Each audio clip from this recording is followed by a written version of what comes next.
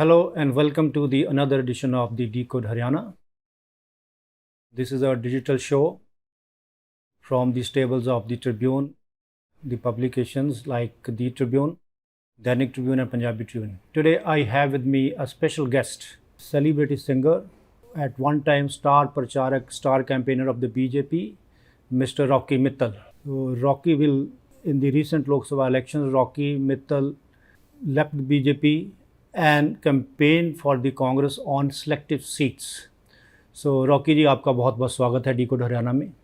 Rocky जी, मेरा पहला question ये है, आप 2014 में 2019 के इलेक्शन में बीजेपी के बहुत बड़े स्टार प्रचारक थे। आप सेलिब्रिटी सिंगर हैं, एक मोदी भक्त के नाम से आपको जाना जाता है। आप ये 2024 में स्विच क्यों किया आप? 24 में मैं लोकसभा तक मोदी जी के साथ ही था और मैं हमेशा अपने आप को मोदी भक्त ही कहता था। सबसे पहले मोदी भक्त भी मैंने लगाया था। पार्टी से मेरे कोई इशू नहीं थे। अच्छा, तो क्यों फिर मेरे एक व्यक्ति विशेष से इशू थे कि उन्होंने मेरे को एक झूठे मुकदमे में जेल में डाला था और मैं पूरी पार्टी को बार बार बोलता भी रहा। जब किसी ने नहीं सुना तो उनके लिए मैंने 200 गीत गाए और जिन लोगों के खिलाफ गाए उन लोगों ने मेरे को कुछ नहीं बोला। पार्टी में आपका इशारा किसकी तरफ है, किसने आपको? मनोहर लाल जी से मेरी लड़ाई थी। अच्छा, क्या कोई इशू था? क्या इशू था? बस वो कहते थे कि मोदी भक्त नहीं मनोहर भक्त लिखो, जो मुझे मंजूर नहीं था। एक इशू पब्लिसिटी को लेकर था, तो मैं अपने तरीके से काम करना चाहता था कि हरियाणा का भला हो, हरियाणा का पैसा बचे। उन्होंने नहीं माना, उन्होंने कोई झूठे मुकदमे में जेल में डाल दिया। उसके बाद राहुल गांधी का मुझे माफ़ी का गाना इसलिए गाना पड़ा। लोकसभा के बाद आपका जो ये गाना बहुत पॉपुलर हुआ था, मुझे माफ करना राहुल मेरे हमारे दर्शक भी सुनना चाहेंगे। क्या गाना था? क्या गाना इतना पॉपुलर हुआ कि एक गाना था, मैं राहुल गांधी जी से माफ़ी मांग रहा हूँ, मुझे माफ़ करना राहुल मेरे भाई, नफरत फैलाई हमने तूने मिटाई, मुझे माफ़ करना। तो आप थोड़ा इसको गुनगुना के, मेरा ख्याल आप सिंगर हैं। नफरत के बाजार में प्यार की दुकान है, नफरत छोड़ो भारत जोड़ो राहुल अभियान है, कायल हुआ इन बातों से अकल मुझे आई, मुझे माफ़ करना राहुल मेरे भाई। ये हर बच्चे ने गुनगुनाया और हरियाणा के चुनाव के अंदर भी खूब चला, पूरे देश में चला, पूरे विदेशों तक भी इसमें मेरे पास कॉल आए। तो वो एक, मैं अपने आप को ये साबित करना चाह रहा था कि यार मेरे से जो गलती हुई है कुछ पाप कम करो। तो ये आप हरियाणा पे भी आपकी बहुत अच्छी पकड़ है। आप ज़मीन से जुड़े हुए नेता या एक्टिविस्ट आपको कह ले रहे हैं। तो हरियाणा में जितना भी ट्रेंड चले भी सभी कांग्रेस को बढ़त दे रहे थे, exit poll, observer, political analyst. तो आपके हिसाब से कांग्रेस का क्या मतलब? देखो, मैं हरियाणा के कई एरियो में गया जी। सोनीपत से एक ही सीट जीते हैं भालू जी, वो मेरे मित्र है, उसका मैंने गीत भी बनाया, वो जीत गए। अच्छा, ओके। तो आपने विधिवत कांग्रेस का प्रचार किया? मैंने कांग्रेस का प्रचार नहीं, जो मेरे फ्रेंड थे। तो किस का? जैसे इंद्रजीत भालू जी हैं बड़ौदा से, रणदीप जी के लिए भी काम किया, जो रणदीप सुरजेवाला जी हैं, जो गाना मेरा राहुल गांधी का हिट हुआ था। इफ आई नॉट मिस्टेकन, आप मेरा कैथल से ही आते हैं? मैं कैथल, मेरा जन्म स्थान है। मेरी 2 लोकसभा है, एक कैथल और कुरुक्षेत्र और दूसरी अम्बाला जी जी। और मैंने चंद्रमोहन जी के लिए भी काम किया, मैंने पेहवा भी काम किया, मैंने शाहबाद में रामकरण काला जी के लिए भी काम किया, मेरे दोस्त है। टोहाना मैंने परमवीर जी के लिए भी गीत गाया जी, जहाँ से बबली हारे हैं। मैंने भालू जी के लिए भी काम किया, मैंने बीबी बत्रा जी के भी लिए काम किया और जहाँ से भी काम किया ना। तो ये जो आपने 8-10 सीटें गिनाई हैं, ये मेरे ख्याल कांग्रेस इन पे जीती है, सब जीत गई। तो ये आपने कैसे सिलेक्ट किया? आपके पर्सनल रिलेशन है या कांग्रेस ने आपको कहा था? नहीं, मेरे पर्सनली रिलेशन है। दीपेंद्र हुड्डा जी को मैंने एक बार बोला भी था कि भाई आप चाहो तो मुझे पूरे हरियाणा में यूज कर सकते हो, लेकिन ऐसा नहीं हुआ। और वो जबकि उस टाइम में बहुत पॉपुलर हो चुका था मेरा गाना भी, दीपेंद्र हुड्डा जी का भी गाना, भूपेंद्र हुड्डा जी का भी गाना, लेकिन उनके अपनी पब्लिसिटी करने वाले लोग दूसरे थे जी। मैंने उनको बोला भी आप भी अकेले कुछ एरिया को लेकर पब्लिसिटी कर रहे हो, जो आपको पूरे चलो ये बात मैं मेरा जो क्वेश्चन यही था भी, आप कांग्रेस साथ क्या कांग्रेस ने गलती की कि कांग्रेस एक जीती हुई बाजी हार गई? मतलब आपके हिसाब से? देखो, हमारे देश में कहावत है भी पैर पे कुल्हाड़ी मारना जी। इन्होंने कुल्हाड़ी पे पैर ही नहीं मारा बल्कि गर्दन मारी है।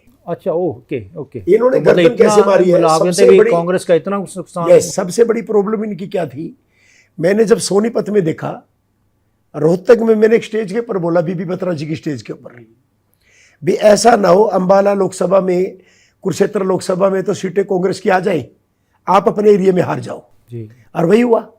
कुरुक्षेत्र लोकसभा में से 9 में से 6 सीटें गई कांग्रेस को, अंबाला लोकसभा में 9 में से 6 सीटें गई कांग्रेस को। जी। बहुत बड़ी बात है।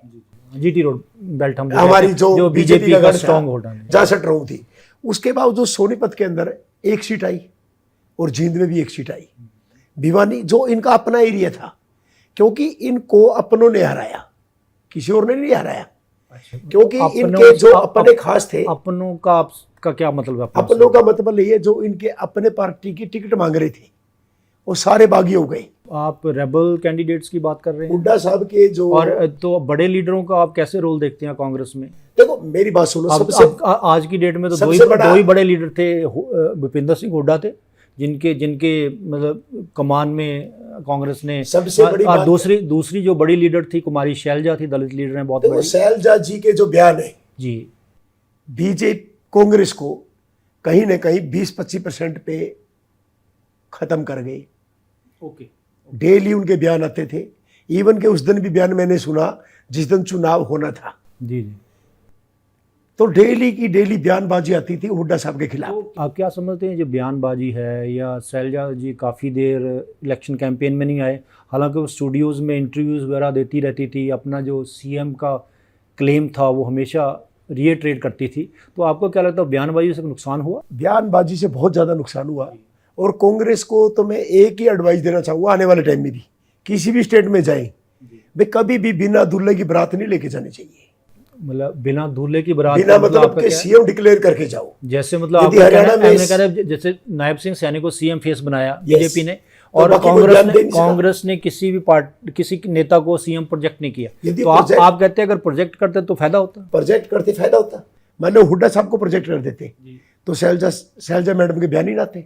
तो उससे ज़्यादा क्या पार्टी में जो फैक्शनलिज्म है, ग्रुपिज्म है, और बढ़ नहीं जाती? क्योंकि कांग्रेस में भी तीन चाहे वो कॉम्पिटिटर कितने थे, तो हुड्डा साहब थे, लेकिन- शैलजा थी, और ये रणदीप सुरजेवाला भी जी, अपने मेरी बात सुनो, यदि ऐसा होता 1.5 महीने पहले रुक जाते, जो डैमेज होना था 1.5 महीने पहले हो जाता, उसको कवर भी किया जा सकता था। जो डेली की डेली बयानबाजी आती थी वो कवर नहीं कर पाए। और कांग्रेस में सबसे बड़ी एक प्रॉब्लम हो रही, इन लोगों का संगठन ही नहीं है। अच्छा, सेनापति तो है, सेना नहीं है। आप ये देखो, इनके सेनापति तो है, सेना नहीं है। तो बीजेपी और कांग्रेस के संगठन में क्या डिफरेंस देखो मानते मैं हैं? बीजेपी में रहा हूं, मैंने ज्वाइन बीजेपी भी नहीं किया था, कांग्रेस भी नहीं किया। अच्छा, आपने कांग्रेस बड़े ज्वाइन नहीं, बड़े बड़े चैनलों पे मैंने खूब बोला कि मैंने कोई पार्टी ज्वाइन नहीं की। बीजेपी में क्या है, पन्ना प्रमुख से लेके की? प्रदेश अध्यक्ष तक है। जी जी। पन्ना प्रमुख का मतलब है एक पन्ना, जैसे एक पन्ना ये वो इसका वो प्रमुख, वोटिंग यस, लिस्ट का। उससे लेके प्रदेश अध्यक्ष तक है, महामंत्री है, जिलाध्यक्ष है, मंडल अध्यक्ष है, इनकी एक पूरी बॉडी जाती है। तो क्या आप समझते हैं BLA2, कि BLA1 बीजेपी एक तरह से जो नीचे लेवल से लेके ऊपर तक है, कि बीजेपी का जो एक यूएसपी है, भी ये चुनाव को माइक्रो मैनेज करती है? मतलब इस चुनाव में आपको लगा ये इसने माइक्रो मैनेज किया? बीजेपी में क्या होता है, जो उनके संगठन है वो अलग रणनीति बनाते हैं। इनके क्या होता है, पब्लिक में अलग लोग जाते हैं, काम करने वाले अलग है, मीटिंगें अलग कर रहे हैं, और उनके ऊपर से जो गाइडलाइन है वो अलग है, तार कहीं और होते हैं। हर जगह इनकी मीटिंग चलती रहती है। अभी इनको मान लो पंजाब का आगे चुनाव लड़ना है तो 2 साल पहले तैयारी शुरू कर देंगे। जैसे अब महाराष्ट्र में और झारखंड ये में, इनकी दिल्ली में इलेक्शन आ रहे हैं, तैयारियां शुरू हो गई है, तैयारियां शुरू हो चुकी तैयारियां शुरू हो गई है। ये कई साल पहले तैयारियां शुरू कर देते हैं। जबकि कांग्रेस की प्रॉब्लम ये है, इनके नेता टाइम टू टाइम बाहर निकलते हैं और संगठन नहीं बना पाते। हरियाणा में आज तक इनका संगठन नहीं बन पाया, जिला अध्यक्ष नहीं बन पाए, जो इनकी सबसे बड़ी फूट का कारण है। एक यहाँ पे जो हुड्डा साहब का खुद का गढ़ था, उसमें एक अफरा तफरी का माहौल था कि मैं भी एमएलए बन जाऊं, मैं भी बन जाऊं, मैं भी बन जाऊं।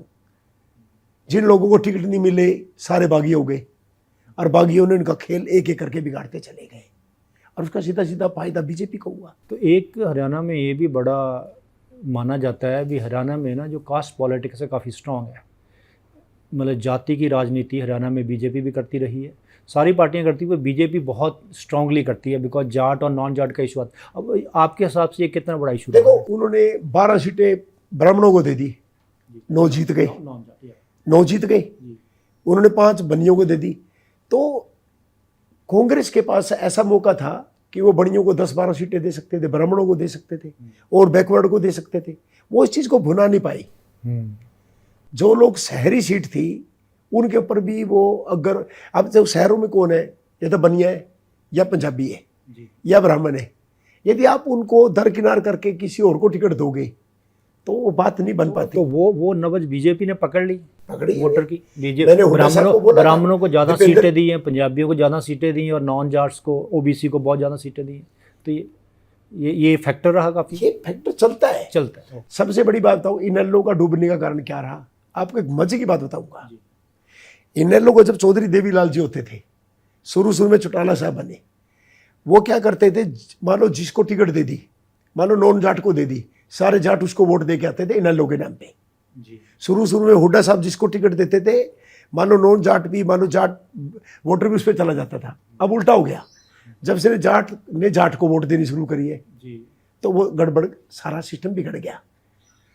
और सिस्टम चला कास्टेजन के हिसाब से, हर बार कास्ट के हिसाब से तो चुनाव। आप कहते हैं भी इनेलो की जो एक डिक्लाइन का या पतन का कारण समझो आप, कम सीटें। पहले इनेलो किसी टाइम सरकार बनाती थी, फिर ऑपोजिशन की मेन पार्टी किसी बनिया को टिकट देती तो किसानों के अपने आप चली जाती थी, पंजाबी को देती थे, जाट समाज की चली जाती थी, फिर हुड्डा के टाइम में भी चली जाती थी। अब नहीं चलती। वो बेसिकली आप कहते हैं कार्डर वोट वो हो जाता था। अब नहीं है।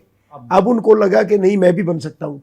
जहाँ इसका मतलब ये होगा फिर कास्ट पॉलिटिक्स और स्ट्रांग होगी, और स्ट्रांग होगी। जो उसको हुड्डा साहब को भी लॉस हुआ और इनेलो को भी लॉस हुआ। इनेलो को भी उसका फायदा अब उचाना के अंदर नेट गेन उसका बीजेपी को हुआ। प्रदीप जी, उचाना के अंदर देखिए जी हाँ, बड़ा इंटरेस्टिंग मुकाबला। जाट समाज का गढ़ है, गोहाना जाट समाज का गढ़ है, वहां पे चुनाव हारना तो मैं कहता हूँ एक विडंबना है। उचाना में तो ये हुआ भी जो 3 मेन कैंडिडेट थे वो जाट थे, ब्राह्मण। एक विडंबना, देखो मेरी बात सुनो, नारायणगढ़ के अंदर भी एक आजाद खड़ा था। आप देखो उचाना में भी खड़ा था, जींद में भी खड़ा था, गोहाना भी खड़ा था, बड़ौदा भी खड़ा था, दादरी, बाडड़ा, कहाँ चले जाओ आप, रोहतक, आप गोहाना, गन्नौर, कहाँ चले जाओ, हर जगह एक आपदापी का माहौल था। मैं बन जाऊं।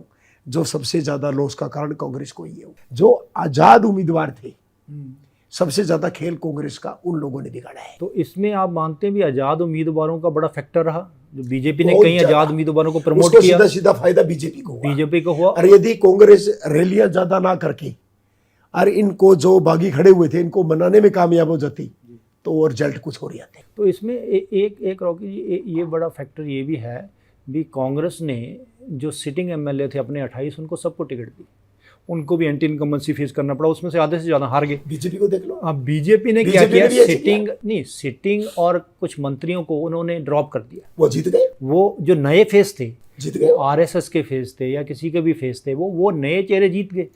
देखो, सुधा यादव जी दोबारा उतारे हार गए, कमलेश ढांडा जी दोबारा उतारी हार गए, अभय यादव जी हार गए।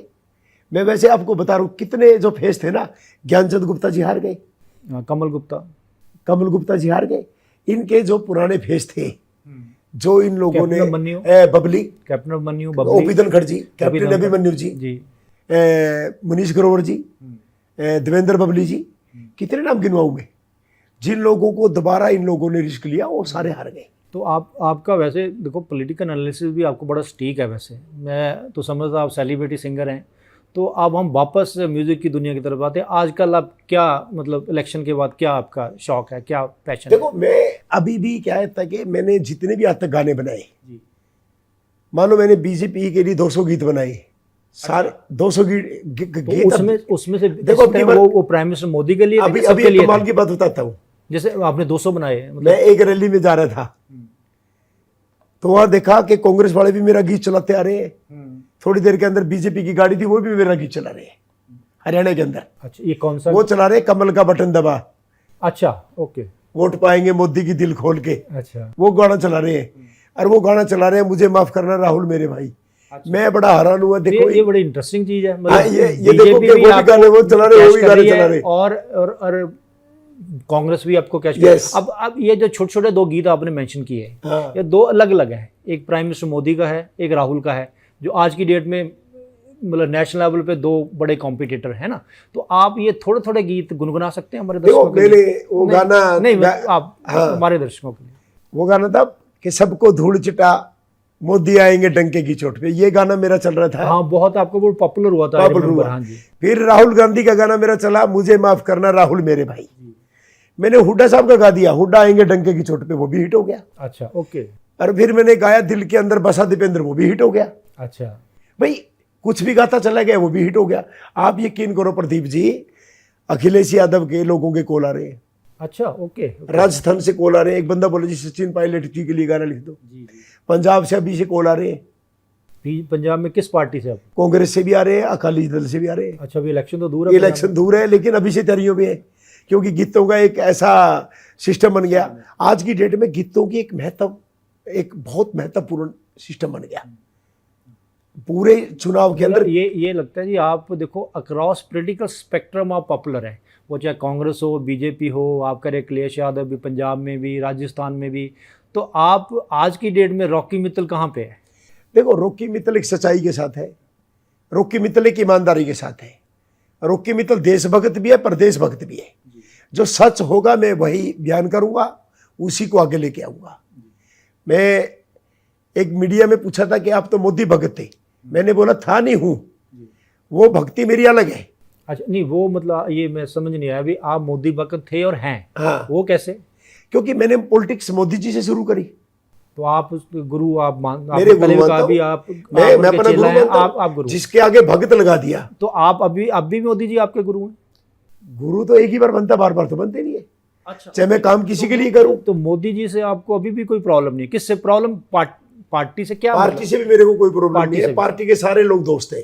अच्छा, मैं एक देखो बीजेपी की जो दोबारा जीत का कारण है, जो मोदी जी ने डिसीजन लिया, संगठन ने डिसीजन लिया, लास्ट में मनोहर लाल खट्टर जी के उन्होंने पोस्टर हटा दिए जी, हाँ, स्टेजों पे भी बुलाना बंद कर दिया।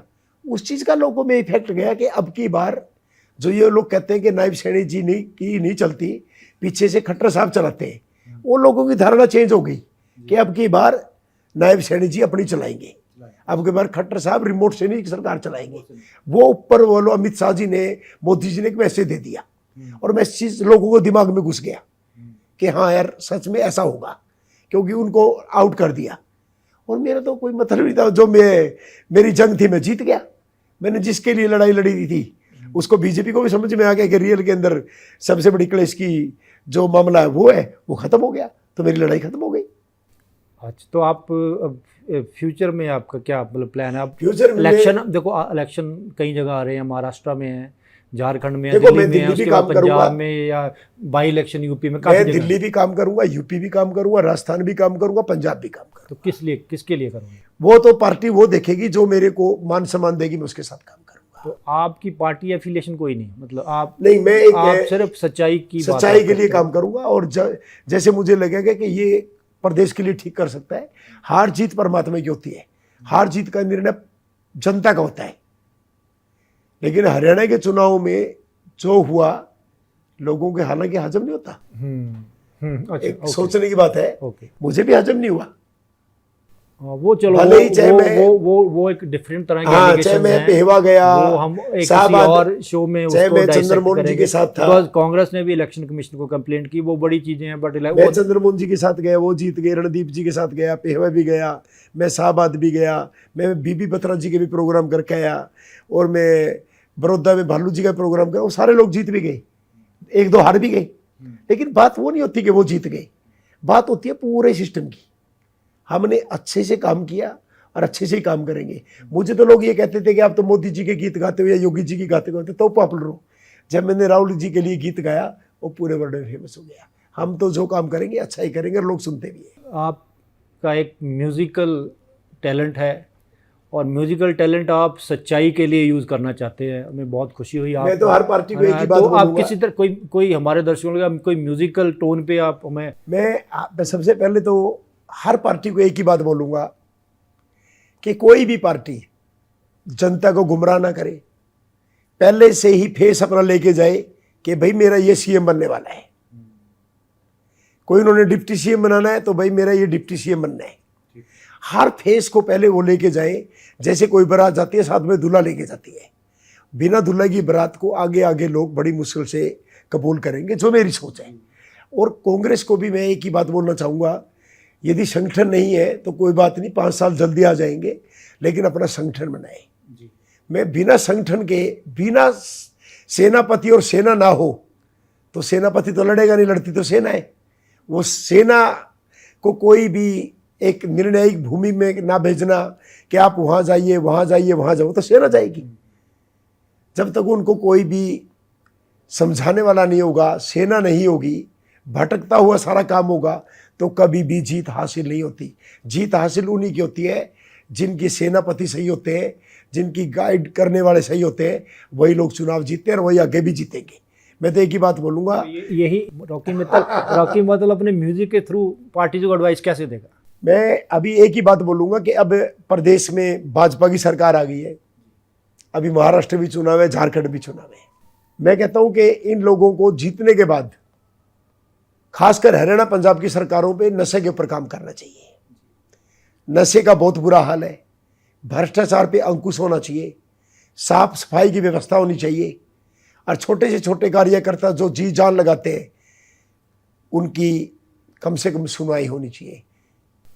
तो रॉकी जी बहुत मैं तो एक धन्यवाद कहना चाहते हैं। मैं ट्रिब्यून, आप दी ट्रिब्यून की बात करते हो, दैनिक ट्रिब्यून की बात करते हो, जब मुझे अगली बार बुलाएंगे मुझे लगता है कि आपकी बार आपका गाना बना के लेके आऊँगा। मैं आज तक के लिए भी गाना बना के लेके गया था। आप टोन की बात करते हैं ना, आप लोग हमेशा सच्चाई के लिए लड़ते हो और मेरे को अच्छा लगता है। प्रदीप जी, जितनी भी आपकी स्टोरियाँ थी मेरी ज़िंदगी में, वो सारी सच के ऊपर आधारित थी। और आपका अखबार ऐसा है कि जो भी पब्लिक में सच होता है, आप सच की लड़ाई लड़ते हो, सच के ऊपर ही लिखते हो और सच के ऊपर ही बोलते हो। सच में अच्छा लगता है। That positive note, we come to the end of very interesting interaction with the celebrated singer, activist, political analyst, Rocky Mittal. So this was another edition of the Decode Haryana, and I request to the viewers to follow us on our social media channels at the Tribune. And the Tribune comes out with 3 publications. This is the Tribune for you, and then we have a sister publication, Dainik Tribune, and this is our Punjabi edition, the Punjabi Tribune. Thank you very much for watching.